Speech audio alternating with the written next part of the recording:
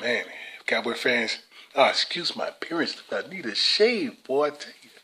As soon as I come back from the bank, that's exactly what I'm going to do. I'm going to shave, man. I'm going to go right up in there today, because where I live, the bank opens on Sunday, closes on Saturday.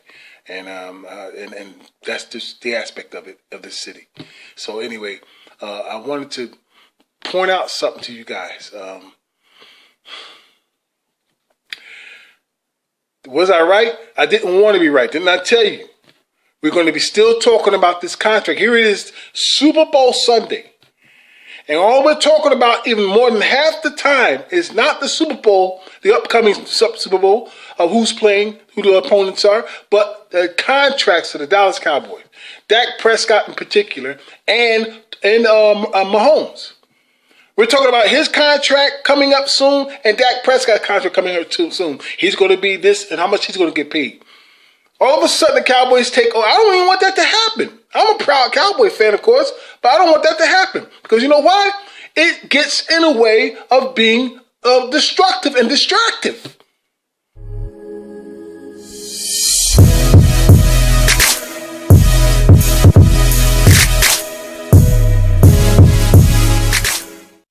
I'm Cowboys Legend for Life, coming back at you again with another video with my hopes that you like the last one. I'm going to tell you, I told you. This is going to be, it's getting worse. It's getting worse. Okay? Listen, Prescott.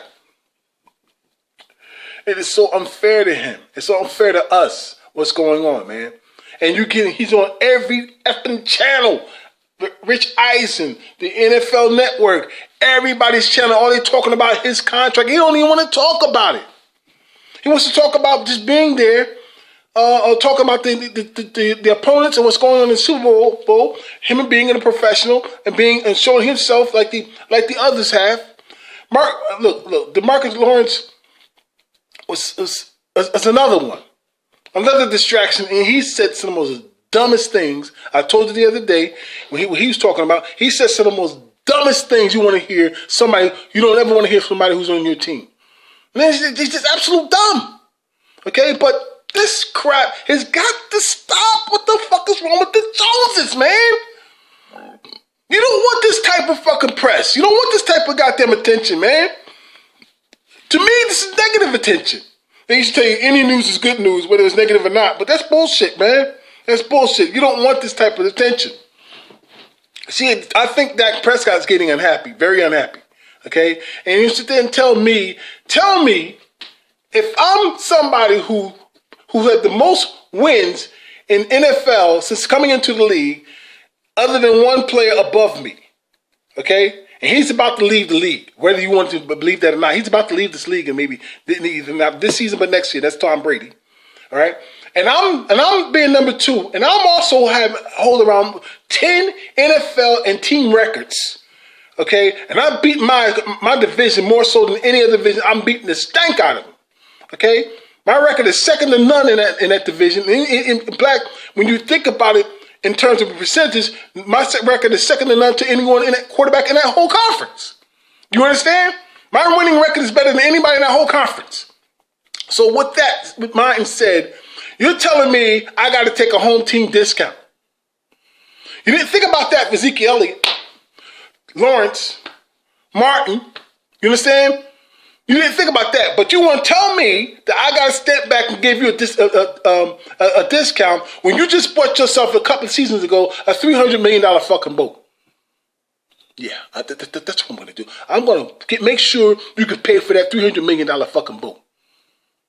Listen, man, I can't take this. I really can't. I can't take this, man. I'm telling you, I'm about to flip the fuck out. I'm about to flip my wig. You guys have not really seen me mad since my first year being on video, okay? When I was calling out everybody, including Cowboy fans, okay?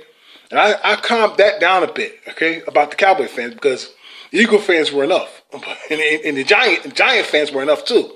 They were, until they kept getting their pants pulled down and getting smacked and spanked. But here we are, talking about Dak Prescott when we should not be talking about them. The Cowboys were 8-8. Okay?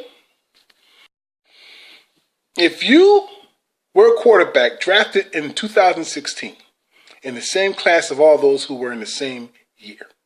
In the same class. And you won and beat all of them. Okay, including the veterans before you. And you won more games than anyone before them. Anyone in that year since any quarterbacks except one. I want you to think about this, okay? You never lost a single season, had a losing season in your freaking career. Not one losing season. All right? And yet, you're the only quarterback in that class, including a few others before that class, few other years before that class. All of them have a contract except you. What the fuck would you be thinking right now?